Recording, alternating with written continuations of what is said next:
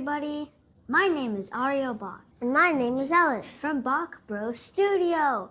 We're here today at Financial Times to meet with Mr. Andrew Jack, who is the Global Education Editor, and today we're going to talk about journalism.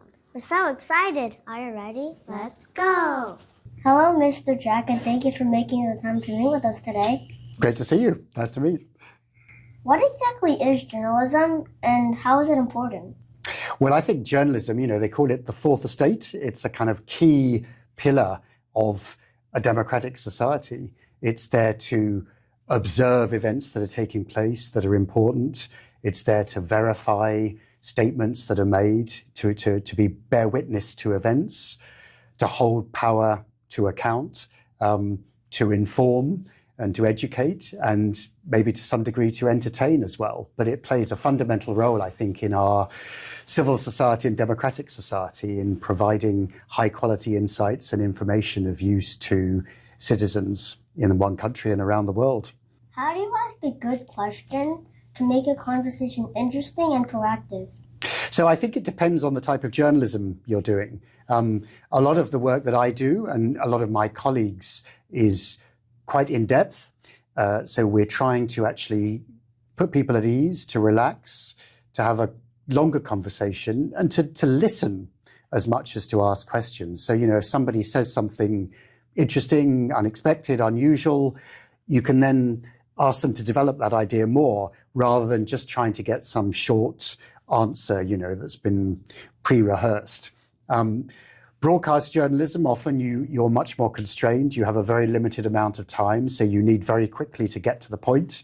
And sometimes they talk about sort of gotcha journalism when you're really asking a very aggressive and tightly focused and sometimes unfair question to provoke an answer. But certainly the type of journalism that I like to do allows people to develop the ideas underlying what they're trying to say. So it's a conversation, really. So how do you decide which situations to cover when there are so many issues happening at once?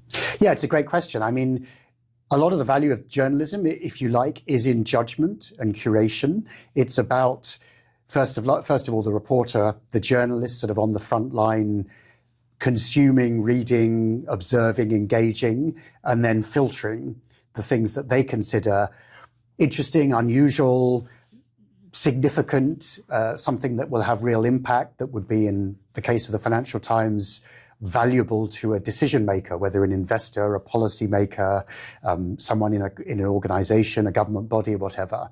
And then, of course, in high quality journalism, there's a whole process you go through of negotiation and discussion with your colleagues. So, I might think a story is really important, but then 20 of my colleagues have also got really important stories in the areas that they're covering.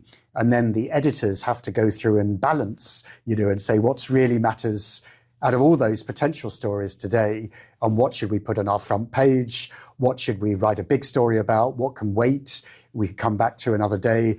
What really just isn't, meet the mark, and we'll have to say no to it and perhaps come back to the story another day. So it's about, really trying to develop your own instincts, to engage with your colleagues, to understand and observe the things around you that really matter, that would surprise people, that would engage, that are saying something new, rigorous, original, and insightful that makes a difference.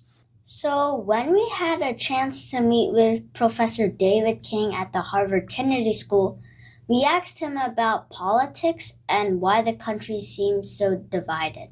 And he said that the media and journalism played a big role in that. Do you agree with that? If so, how? And if not, why not? Well, it's a question of cart and horse. I mean, I think to some degree, the mainstream media, and certainly, dare I say it, in the US in particular, and particularly television, has become more and more partisan and more about provocation, debate, conflict than perhaps it should do. In my view, and certainly the role of the FT, I think, is to try to be as impartial as possible, to try to reflect different viewpoints and to provide context and analysis and evidence. So I think it depends on the media. I think it depends on the country.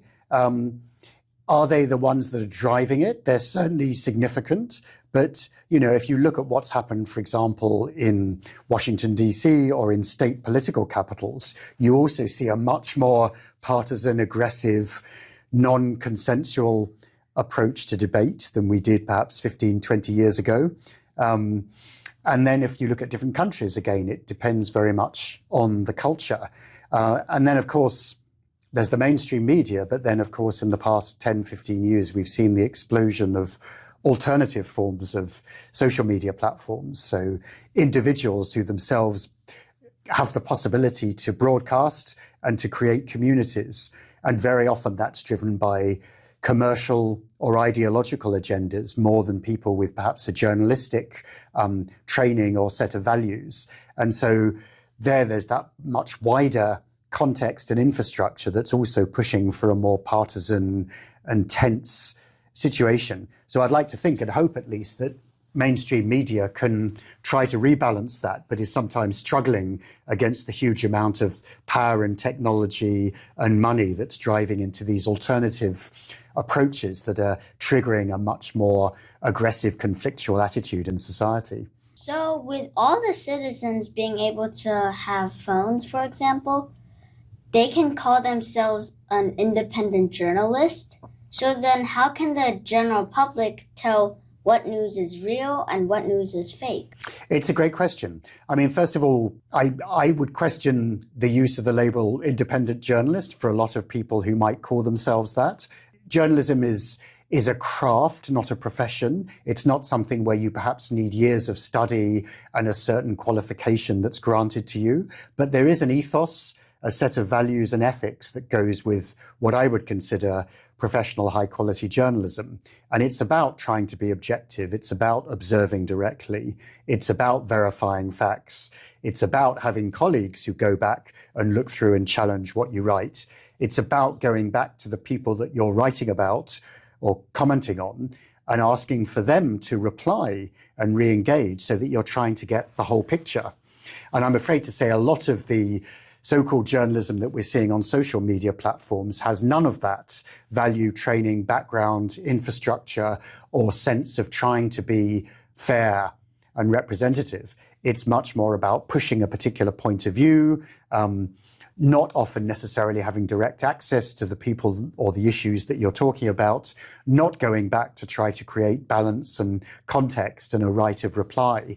And very often, of course, on social media, it's driven either by a sort of impulse simply to drive your own popularity by clickbait, provocation, or very often, of course, by a commercial agenda, whether people are getting a direct benefit through, getting a lot of clicks and through that getting advertising, or whether they're being sponsored by some sort of organization or product that they're pushing.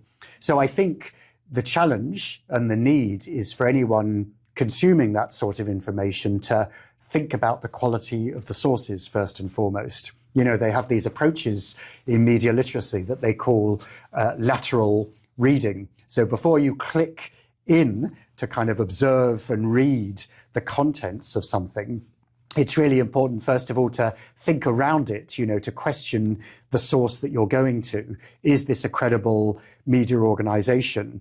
Is this coming from some organization that perhaps has a particular agenda, is funded by a certain industry group or party or other sort of entity that has a certain bias? And so before diving in, think around, I would say, and think above all about the quality, identify organizations and individuals with whom you can have some degree of trust. Think always about what their other agendas might be before you engage and certainly believe or share that content more widely. What advice would you give to young people if they're thinking of becoming a good journalist like you? It's a challenging occupation to go into, journalism. Funding is struggling, readership is falling for many organizations. But nonetheless, I think it's an incredibly valuable social function, as I already described. And I think people who go into it are not motivated primarily by financial reward, but more about making a difference. So I think for people who are committed and motivated around that, who are genuinely curious and interested in reporting as a public service, it's a really important career. Now, how do you achieve it? Well, I think first and foremost, it's about reading widely and thinking through critically, as we discussed, to understand sources and information and try and find and look at what good quality journalism is like. And secondly, it's to do it yourself, to practice it. So if you're in school, get engaged with a school newspaper or radio station, talk to others and try to think about writing in a way that could be useful. And then think about opportunities externally, whether you can work with a voluntary group, a hospital, a non-profit, existing media organization, in order to get your work out there and to get it critiqued, to get feedback, and hopefully to get it published.